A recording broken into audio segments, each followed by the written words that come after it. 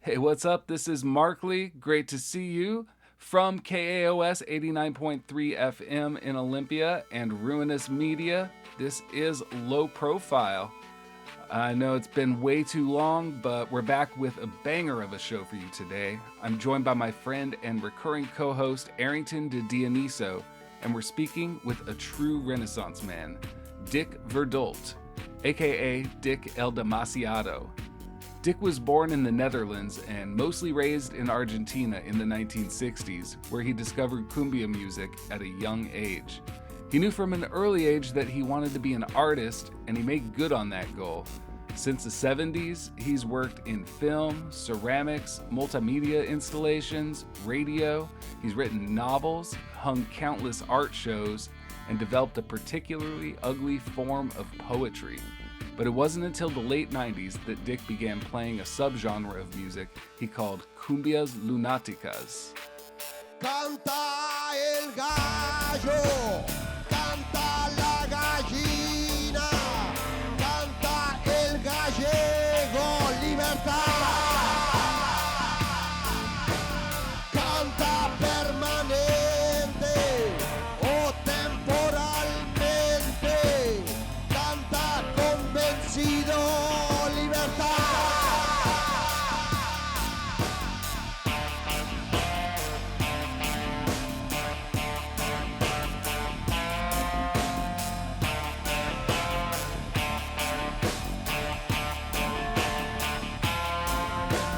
Cantan los balcones, canta la ventana, canta la cerradura, libertad. Since the early 2000s, he's released 5 albums and a handful of EPs, singles, and collaborations, on top of all the other creative work that keeps him busy. Arrington and I called him in the Netherlands a little after dinner time. Canta por frijoles, libertad.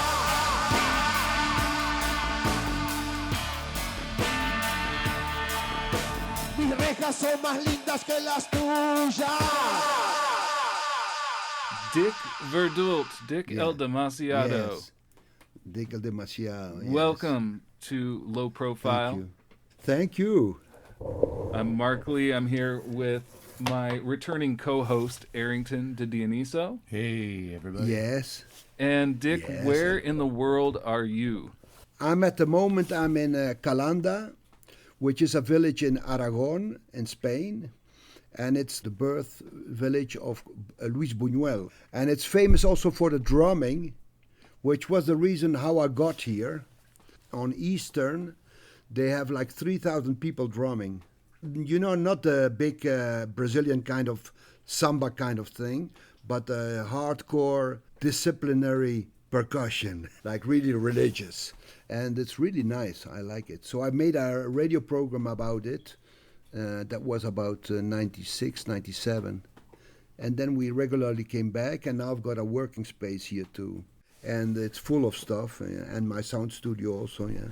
So let me know if I'm leaving anything out here. You are a sculptor, a painter, Yes. a multimedia Yes. artist, a film Yes. director, an author, Yes. a poet, a photographer, Yes. and Yes. the godfather of experimental cumbia. Yes. What are we missing here? Well, I have several novels in Spanish. And the poems, to be precise, I'm specialized in ugly poems. Okay. So I don't make attempts in real poetry, but I make them ugly and they rhyme, and they have a very interesting sense to it. But it's not like putting your soul into text. I do that with lyrics, but I don't do that with poetry. My Okay. poetry's pure ugly. All right. What brought you to that aesthetic? Well, you see, the Dutch language is a very difficult language to make poetry in. It hasn't got an interior rhyme. You know, Spanish has got a very interesting interior rhyme. Within one sentence, you have got tatak, tatak, tatak, tatak. But in Dutch, it's much more functional language, and it's much more down to earth. And generally, not if you're a real good poet, but if you're from the popular thing, then you make rhymes with the last syllable rhyming, you know? Mm-hmm. It sounds stupid, and the system is stupid. But Okay. since in Spanish they can do so much more interesting game with the language, if I apply my stupid laws into Spanish, I make very unusual poetry for them, you understand? Mm-hmm. It's like, hey, how interesting to make these ugly poems, because it's very unexpected in Spanish. But for me, it's very normal, because Dutch rhyming or working with text is very basic. And the reason you speak Dutch is because you're born in the Yeah. Netherlands. Yes, I've got a Dutch passport. I'm a Dutch citizen. But I was a year and a half when my family moved to Guatemala. So I lived 3 years in Guatemala in the 50s. And then I went for like a year back to the Netherlands. And then for 6 years in Argentina. So my first 12 years were Spanish. And that's really like fundamental, you know. I mean, Yeah. I learned friendship, culture, being in love, all those little things already when I was 12 in Spanish. After Argentina, we moved to Paris, and that was really a shock. The culture was from summer to winter, and it was from a mixed class to a boys' schools only with priests, you know, Oh, wow. hardcore right-wing Catholics. So it was a complete deep freeze of my cultural absorption. Suddenly I didn't want anything to do with it anymore. But then I had those 12 years, and I could just, you know, massage them. So I think that was the reason why it stayed so embedded in me. If I would have stayed in Argentina, it would have mellowed down, or, you know, fade out or something like that. But So what were you like as a kid? I was a very good observer, and I was very good in positioning myself in a new group. I mean, I moved my first 20 years 20 times. If you move so many times, either you're like the guy who doesn't fit in, or you come in and say, okay, now I'm here. This is me. What do you want to do with it? You know, I learned to take that position, to come somewhere and say, okay, maybe you like what I do, and if not, I manifested myself already, you know. So I learned that a lot. It It's seems really like you have interesting. an opportunity to reinvent yourself every time you move somewhere, too. Yes, but I didn't do that. You have to just judge the situation every time. You suddenly are in a new class in a school, and there are 30 children. You have to judge immediately which are going to be your friends, you know, in who you're going to invest your feelings in. So you have to be really fast in it and Yeah. go all the way in that short period. Hey, here they do it differently or something like that. I liked it. Yeah. I wasn't afraid about the thing, you know. Nobody did bad things to me. Like reset, complete reset in your culture. Like schlag, press the button. Hey, we start all over again or something. You learned at an early age to move between different worlds, so to speak. Yes, Yeah. yes. Not only intellectually, but also in climate, in smell, in food, in language, and in attitude. So that's what really shaped me a lot.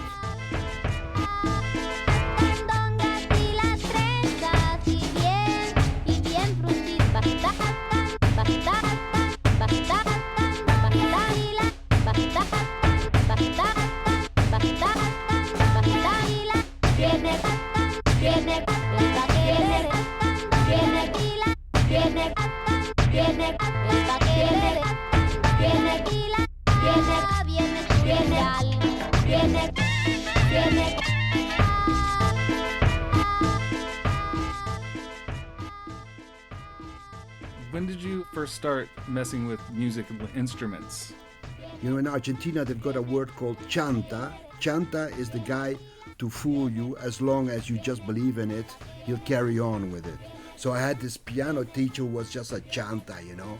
He just would help me look good in front of my mother, and then she would pay him or something like that. Yes, yeah, that's. I knew he was like a scam, but it was a complex situation. My mother wanted me to play piano. This guy fooled her and me, and as I went along with it, and I just thought, well, someday I'm gonna make songs, but I don't care about this perfumed guy. And he had a lot of aftershave, and all Oh that stuff. wow, yeah. And yeah. And so That's it a red didn't really flag. help. Yeah. But my father worked for Philips, which is a company of electronics and in those times also of records.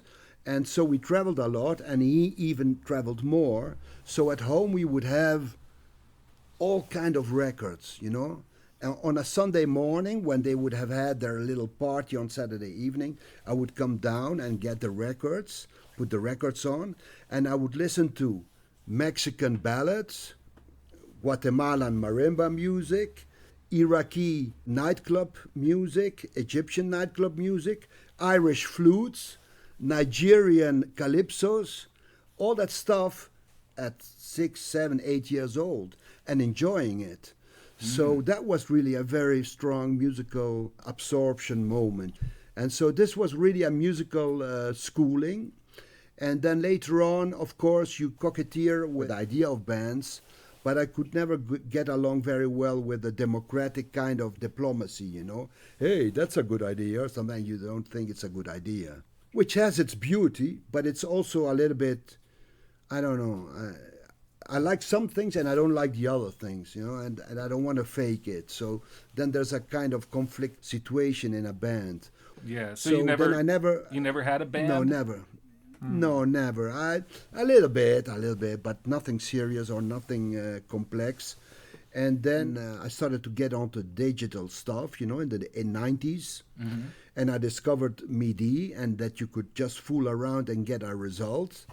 And I had an art group there, the IBW, it's called. In translation would be like Institute for Affordable Lunacy. We would do a lot of performances, and that's why I started to making the backing tracks for the performances. They were going in all directions, like from silly tunes to something really bombastic or really orchestral or something that had a dub feel. So that's where I learned toying with music without ambition. Just, we have to do something next week. Okay, like that, Uh-huh. When we were already going as a group and doing very well, then somebody said, hey, what you're doing looks a little bit like us, and we've got a pirate radio. So do you want to make programs? And then we started to make radio programs too. And that's where I learned not to fear silence and the construction of starting a radio program without any preparation and see what is going to come out in 2 hours. That was like a training, like, hey, I finished my ideas, what now? Or something like that, Yeah. And yeah, that's a moment. But if you really just keep silence for 20 seconds, it might be interesting. So I learned that.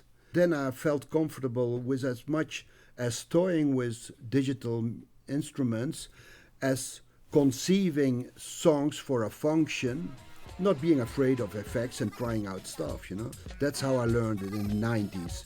But I never thought I was going to be a musician, nor did I want to be a musician. I just did it.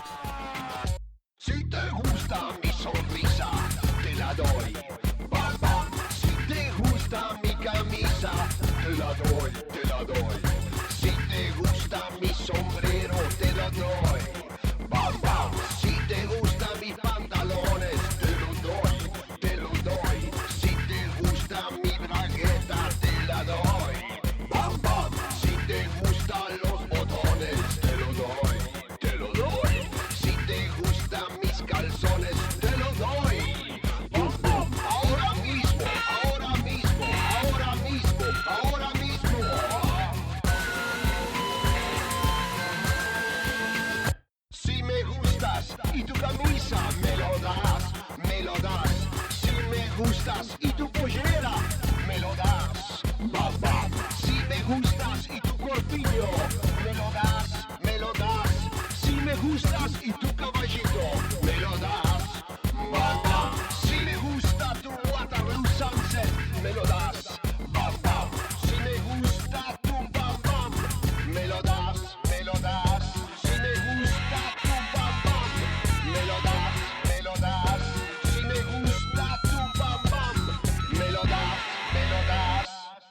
we were talking about before we started recording with you that you're just sort of you're a Renaissance man, and we're wondering if Dick El Demasiado it's just like one of many projects that's like a persona. Yes. Because, for instance, just recently, yesterday, I learned I'm going to make another film.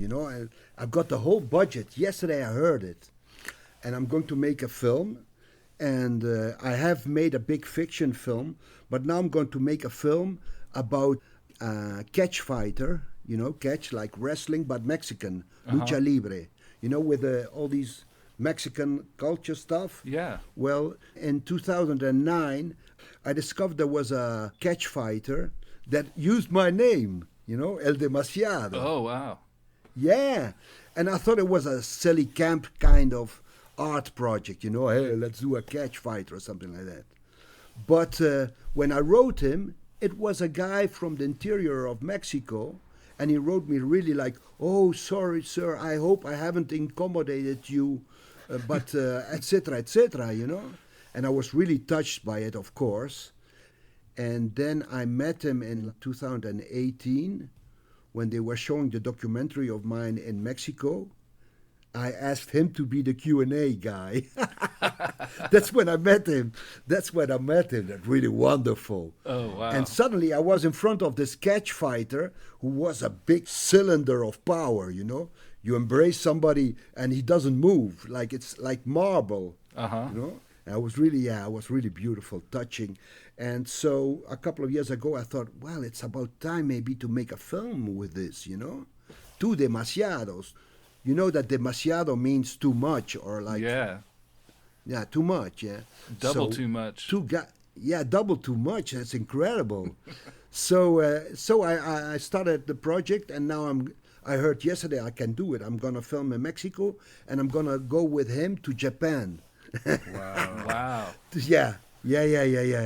And so it's just as an example that I work on different fields. And there's me, Dick Verdult, as a filmmaker, for instance, Mm-hmm. And when I write the novels, I also sign either with Dick Verdult or with another I invented Padre Teresa. And there are many persona. It's not at all schizophrenia. It's not like, hey, now I'm somebody else or something like that. It helps me compartments.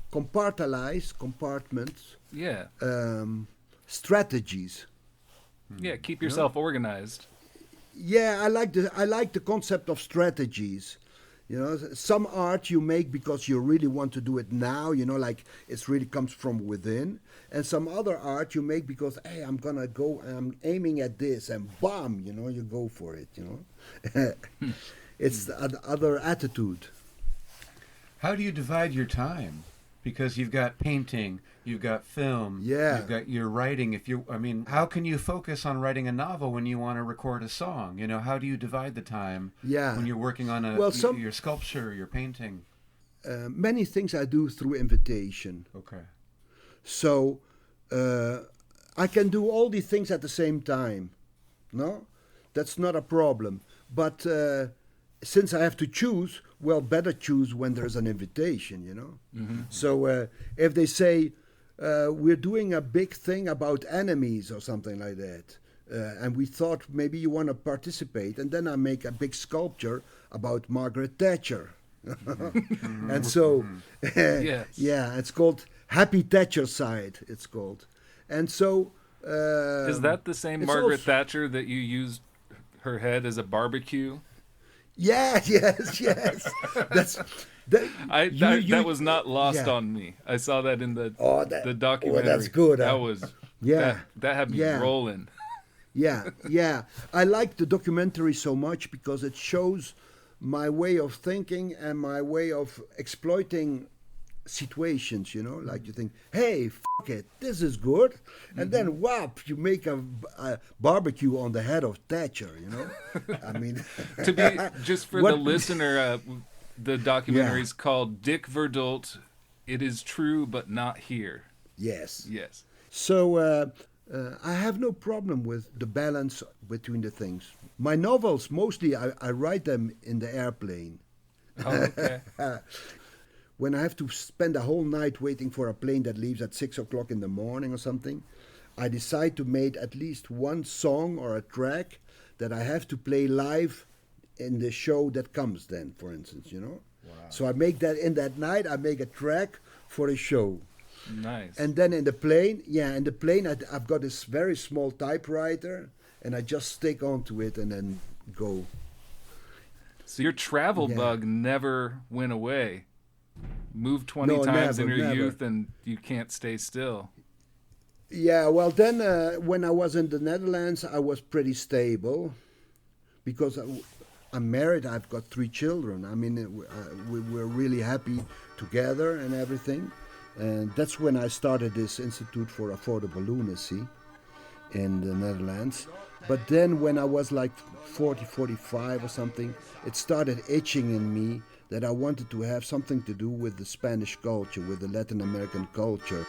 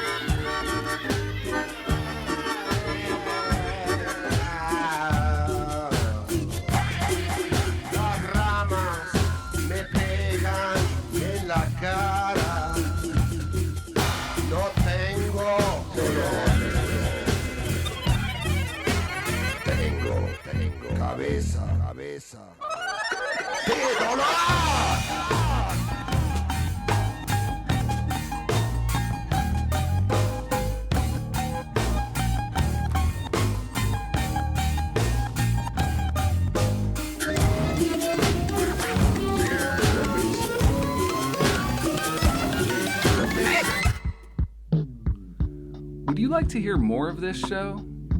I would love to make that happen. It takes a lot of time though, and unfortunately, the way it's been lately, I can't afford to take time off work. But if I can compensate myself somehow for the time I spend on it, wait a second, there's a way. If you want to support this show and likely hear more of it, you can sign up for flexible monthly donations at patreon.com/lowprofile. It really does make a big difference. It's literally the difference of me being able to do the show or not. You know, I got a big family. I got like 5 jobs. If you can't afford to do that, I totally get that. No worries. Please enjoy listening, and I've got tons of episodes in the back catalog for you to dig around in. And I hope you enjoy those. All right, thanks so much for listening, and on with the show. In the documentary, there's a couple things that you say that I thought were really revealing, that Argentine music has no distortion. And you can take that literally, the distortion of the guitars, for example. Everything sounds very clean in Argentine rock and roll.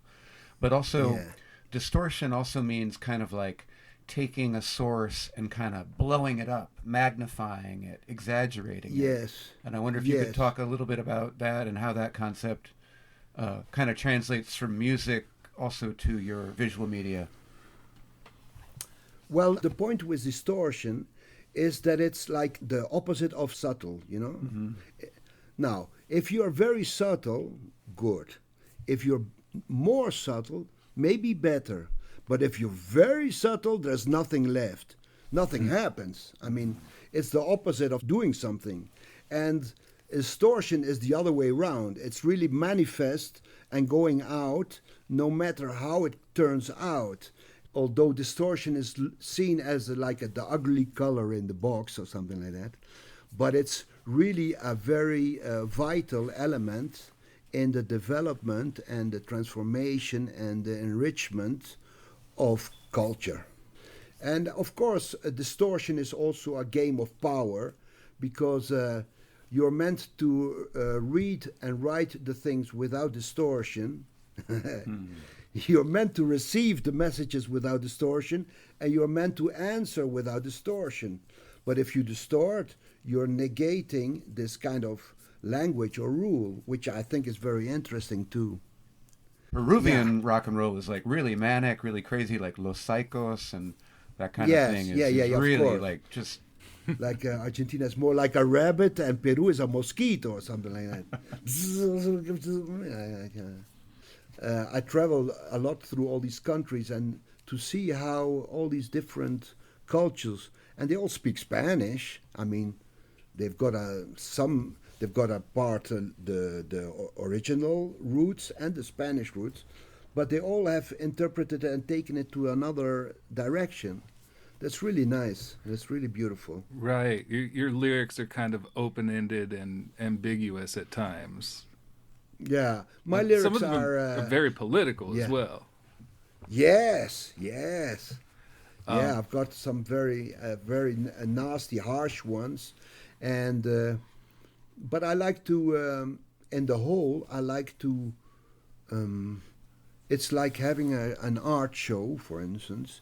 If you have an art show, you can't have funny this, funny that, funny that, funny that. No. You have to, maybe you have something really funny or hey, and then the next one is bomb. You know, you have to have like a rhythm so that you can keep people on one leg, you know, just on one leg. And this is also with lyrics. So when you make CDs, you can organize the order of the songs, and then you can really say, okay, now I'm gonna do something like looks like a hit, you know, hey, Papa Can Dance, and then suddenly afterwards a very unpleasant one. So I like to organize this, which is also the reason why I really got a little bit off of making music, or not making music, but putting it out, because the platforms that are now for music, every day you have to make a unicorn or something like that. You know? It's kind of garbage. And garbage, but you know, like, hey, here I am with another new song, but right. I want to make a bundle, you know. I was wondering about Nunca Más. Yes. And that starts out, we've got banjo on that track. There's brass instruments that come in along with all the insane synthesizer stuff. Do you play all these instruments? Do you do the acoustic? No, I'm very bad at playing, and I did a lot of the records with somebody that's really good at playing, with Bob Drake. He's a very good sound engineer, and he lives in France. And Bob is a very good musician. He's a good bass guitarist, a good guitarist, a drummer. So when he thinks, you wanted me to play a little bit this? Oh yeah, okay, good. And he plays it really good, you know. And then sometimes we do a game. We both play a solo.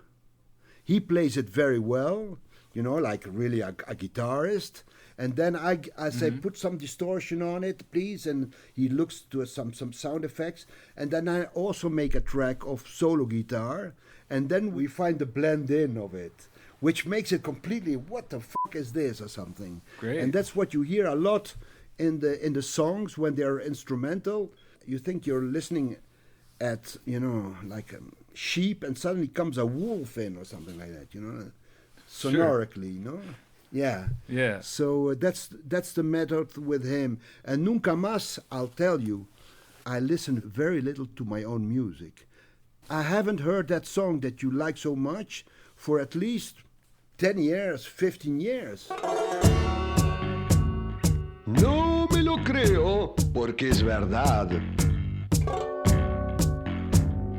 Nunca más.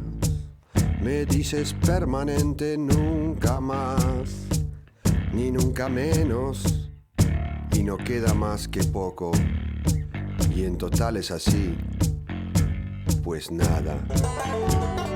Ven aquí, estoy alegre, vení allá, eres mi sopa.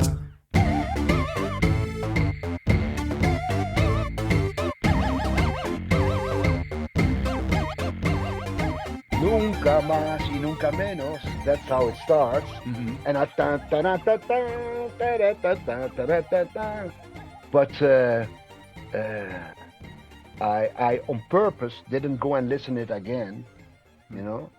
I know the song, of course. I mean, I recorded it and everything. Oh yeah. But I don't want to listen to my own music once it is made and once I like it very much. Once it's in the I want to can. be, the song can have 35 listens and then I'm tired of it. So I want to have those 35 spread over my life. Yeah. I don't want to have them, hey, I put a song on. Oh, yeah, oh, no. I don't want that, you know. So when people put a song for me on, like, yeah, I've got a surprise for you, I put a song of you. Yeah. And then they start talking in between the song like that, hey, how was your trip or something? I don't like that. I want to just hear my songs full 100% and then forget about them again. So going from the process of creating the song in the studio to what you would do in a concert, do you are you always playing like brand new material every time you do a concert, or do you have a few do you have a set that you'll do every show? Yeah, there's two different shows. One is with my band. I've got an Argentinian band, Isus Exagerados. You know, when you play with a band and you're the singer and it's your songs, you know, the band lifts you up. It's really a very big friendship you feel when they're playing with you.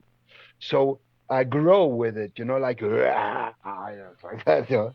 And but of course, my band is in Argentina. When I'm alone, I don't want to do karaoke, so I do only instrumental. And so when I do instrumental, it's very wild and very, very distorted.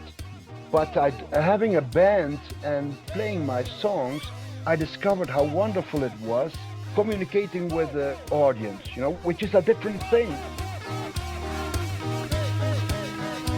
Con los meses se llenaba mi casita, donde duermo parecía un almacén. No hay manera de esconder toda esa fruta, cajas enteras de naranja me llevé. Una vez estaba ya muy descuidado, no tenía donde esconder un gran melón. El de guardia me gritaba, hijo de fruta. Yo le respondía que él tenía razón. Hijo de fruta, sí lo soy. Hijo de fruta, lo soy. Hijo de fruta, tenés razón. Hijo de fruta, lo soy. Si de algo soy un hijo, soy de fruta. So with the band, I might have like maybe in total 20 songs, maybe, and myself maybe also 20. And I renew sometimes something, but it's more like you've got a wonderful recipe, and then you enjoy the smiles of the people that are eating, and then you go further deep into these people. That's what is my shows when I play. Yeah. Well, speaking of recipes, I was wanting to ask you to give us a recipe for your favorite flan. I have a favorite flan. Yeah, well, I there's a flan with cheese that is really good, but I'm much more a fan of gelatin. Okay. You know, and in the song Mecha Flan, I also talk about gelatin, which is transparent. You know. Okay. Yeah. The thing, the Mecha Flan song is a successful manipulation, you know, because the song sounds okay, party song. It's a party song. Then it's a song that shows I'm from Argentina, you know, because it refers to Argentinian things. And it distorts already the original text, because the first sentence in the song is from a song that exists. Llegó mi compañera Santander de Batunga, la quiero solamente para bailar la cumbia. That's the first sentence, which every Argentinian thinks, hey, that's our song. And then I already go to another direction. I say, llegó mi compañero Santander, Desde otro lado, a friend of mine came from a complete other side. I only want to play soldiers with him, and what the is this, This is me coming from another place to play in Argentina, you understand? So I'm very aware that this is going to manipulate the people while they're hearing it. And then I say, "En memoria del Indio Comanche," and, all these people, which is, again, to ascertain that I'm from there. I know your culture. I know. I'm from here, too. I'm from here, too. And then I start imitating a presidential discourse, because these Latin American presidents, they like to do speeches from the balconies with a lot of delay and echo, because we people, blah, blah, blah.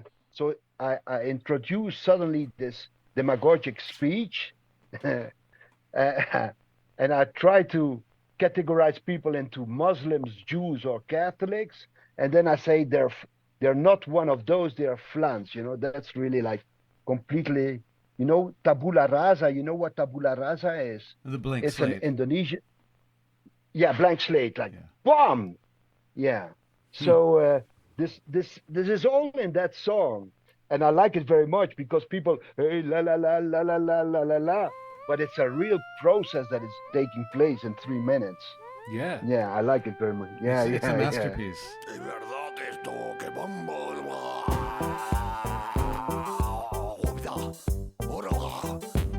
Para bailar la bomba se necesita dinamita.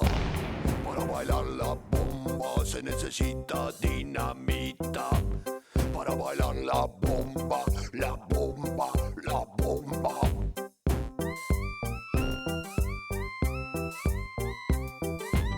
Para bailar la bomba se necesita dinamita.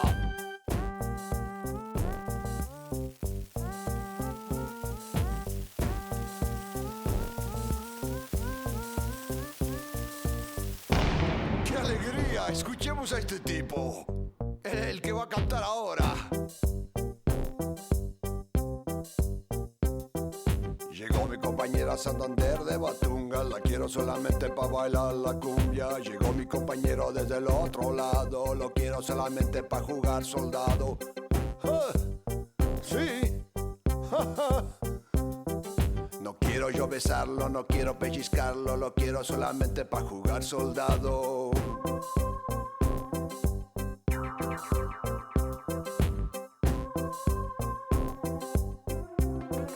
Sí.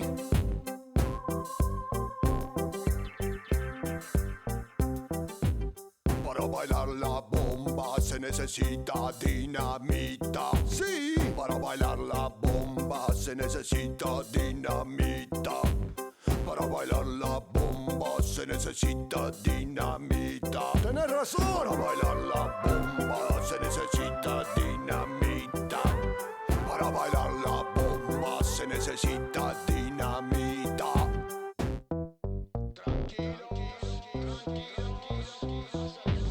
Y nuestro cantante sigue sin cansar.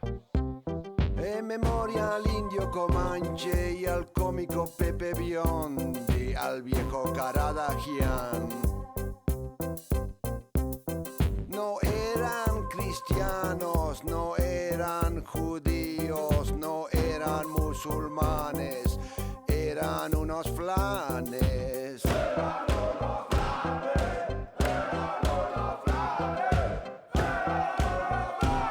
Y el pasado miércoles le dije a mis concejales, les dije que sí, que el futuro es como la gelatina, transparente, y que estos hombres son verdaderamente unos flanes.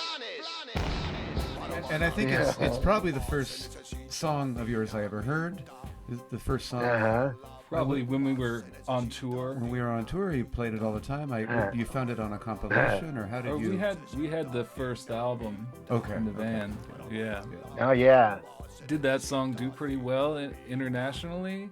I don't know. I've never been it for the business, and I never expanded or, I just let it happen, It wasn't, the thing is, being suddenly a pop musician and being able to produce all these songs and everything was a a conceptual adventure for me that slowly became something soulful. But in the beginning, I was just wanting to let 10 piranhas loose. But suddenly I discovered the taste of it, of course, but I never thought of it as business. And my experiences in Latin America were always soul food with which I could work further. I considered somebody else buys paints. I was singing in Latin America and enjoying the time and absorbing the experiences. So I know one song got on a Hollywood film, La Flaca de las Coloradas, got into a film that was a Hollywood film, and it earned me the respect of the most feared gangster gang of Latin America, the Mara Trece. They liked that song very much. Okay, yeah. I was wondering about that. I'd heard allusions to this. Wow. But... Yeah, incredible. They make clips with the song and everything. And and it's because it's in the beginning of a film about wetbacks, and they play the song when a small child is being introduced in the gang, and they kick him all, like they kick him nearly unconscious, and they're playing my song in it. So people of this gang started listening to this music, and the lyrics of this song can be interpreted as being rebellious, which they are, but for them, they identify in it. It's about a snake, and he wants to go to the market to buy new poison, and they think, that's us. Yeah. Some bad guys. Yeah.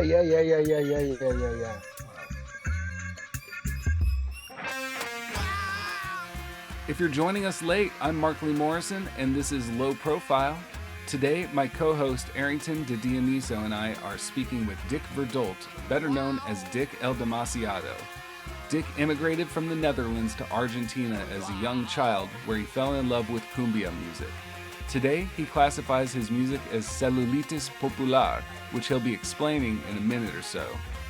Right now, we're hearing a live recording of his band, Dick El Demasiado y sus Exagerados. Esta historia de la culebra, una flaca de las coloradas, no le cuento un santo texto, ni le canso de la manzana. La culebra entró por la puerta, por la rota del autobús, ni siquiera compró boleto, ni a nadie le saludó. Esta historia es de la culebra, una flaca de las coloradas.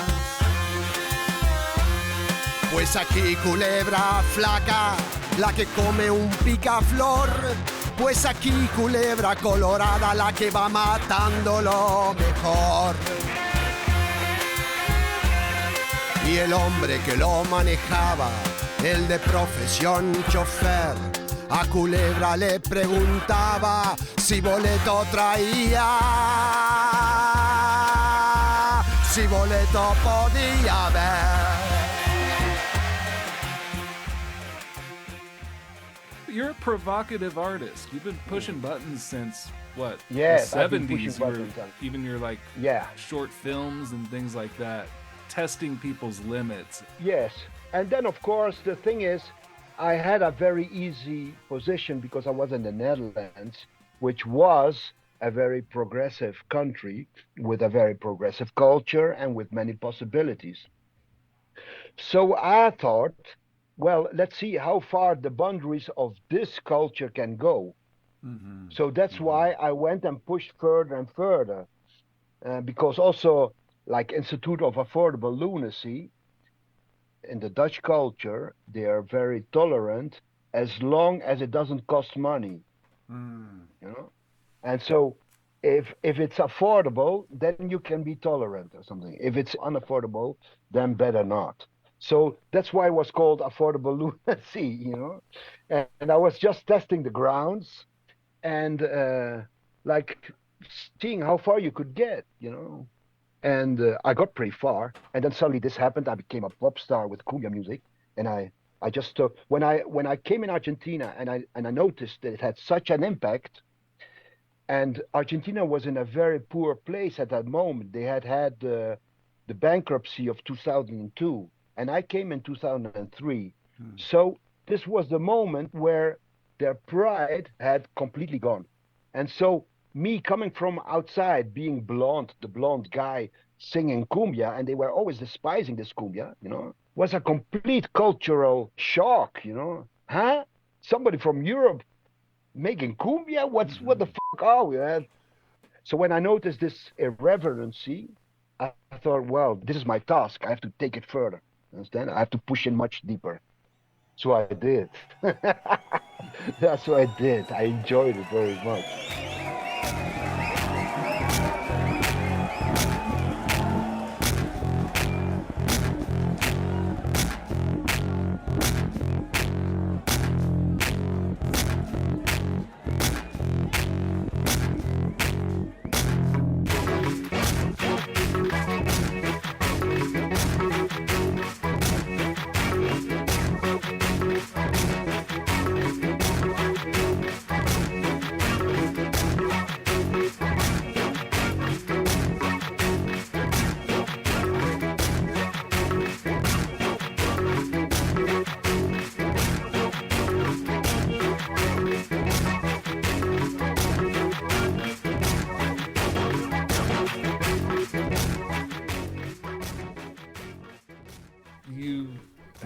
Begun calling your music gravitating from cumbias lunáticas to cellulitis?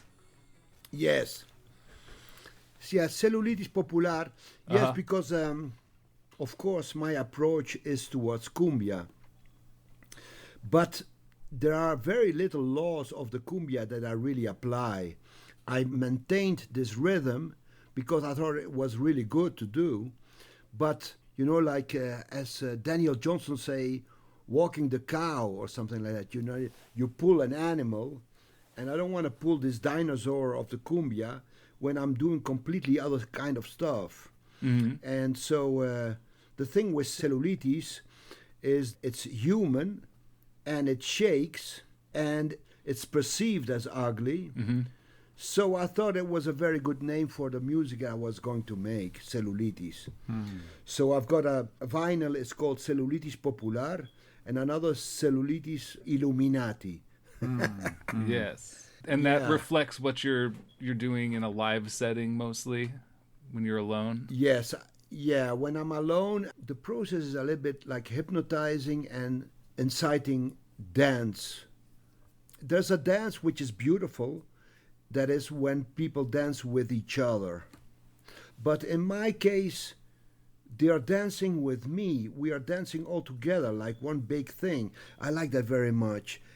And the hypnosis is because I take care in doing a balance between some songs that look really like, hey, this guy knows how to make music, And then other songs are completely far out distortion, and I insist on them. They take like 6 minutes of complete, I don't know, drowning noise. and echoes and everything.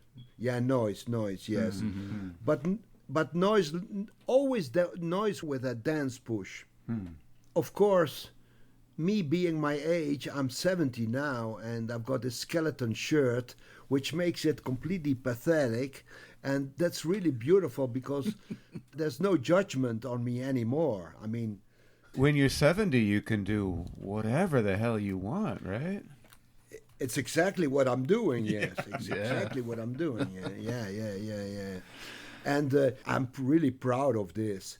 I once, in the middle of a concert in a punk place in Argentina, I just put the button stop, bam, silence. And then I said, now we're going to sing an evangelical song. I told them the lyrics they had to sing, and I did an example, and I recorded it, and they all sung this evangelical song. And then I carried on with my music, and it was really wonderful. What a wonderful break it was. Yeah, and I've got a very, very young audience, I don't play for dire straight people.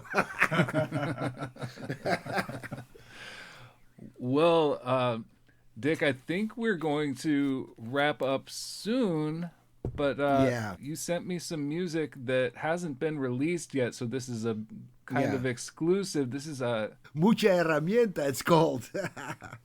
It's good because the song is a macho cliche. Mucho herramienta means a lot of tools. Okay. And like it's, not that I play with it, not at all. I don't care about it at all. And it's really very strange. My name is Dick Demasiado. I'm called Dick. I'm Dick Verdult. My name is Dick Verdult. Mm-hmm. But Dick Demasiado, of course, makes allusion of this pornographic aspect of it. Right, and some countries really take it in, like Chile and sometimes Colombia. But Argentina never somebody made a joke about my name, Dick. Hey, Dick. Like that, no? And but in Chile, yes. So it says a lot about the influence either porn or the United States has on them. Mm-hmm. And but mucha herramienta is like a lot of tools. So it's a slightly erotic song about it, yeah. And we made it a long time ago, but it's a wonderful song. And I like how I sing it. I sung it very badly because I was sitting and it was like a rehearsal, and I just wrote the text that same moment. But it's got soul in it, so maybe it'll stay like this. Quiero hacer con grandeza el amor y lo haré con mucha herramienta.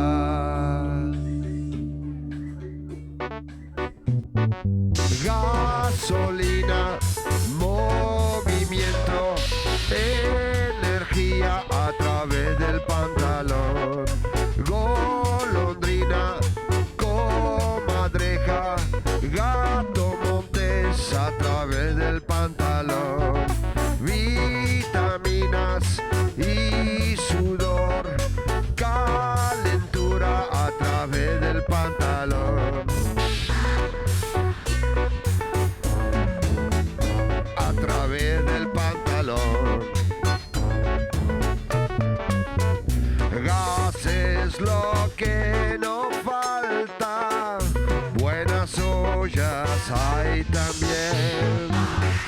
Todo lo que va con piernas pretende ser gallina andaluz. It's been such a pleasure getting to know you better, and we just appreciate your body of work and everything you do. Thank you very much. It's making this world a better place. I really definitely try, I really do. Debemos preparar un asado juntos. Sí, un asado. This has been the 87th episode of Low Profile. I'm Mark Lee Morrison. Arrington Dioniso and I have been speaking with Dick Verdult, aka Dick El Demasiado. Dick followed up and said he is indeed shooting that film about catchfighting, cumbia, and popular distortion. He'll be performing in Mexico this April, and he'll be in Japan this June. To keep up with him and explore his work, you can visit dickverdult.com. That's DickVerdult.com. Also, Dick El Demasiado's first album is going to be issued for vinyl for the first time by Calar Music. You can find more about that at Calar Music, that's CALAR music.bandcamp.com. The artwork for this episode and every episode this past season was drawn by Jack Habegger. You can find his art at jackhabegger.myportfolio.com. You can find all the previous episodes of this show at lowprofilepodcast.com or wherever you like to listen. If you're feeling the cumbia bug, maybe you'd like to go back to listen to my interview with Terror Cactus. That's episode 56. If you follow this show, you know it's been a while since I put out a new episode. There's more on the way, but this is going to wrap up Low Profile's 9th season. I do have a nice little stack of interviews in the archive, and I'll be polishing those up and releasing them when I can afford the time. So keep your eyes peeled. And don't forget, Scherler Sundays is happening every weekend this July and August in Olympia. More info at freemusicolympia.org. Thanks for listening. I love you.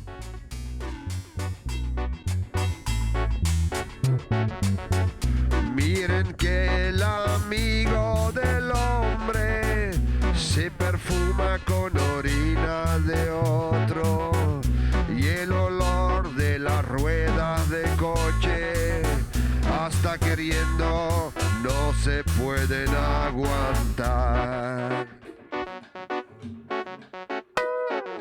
Ay, cortame las venas que las quiero más cortitas. Ay, alárgame la promesa que la noche sin no se puede.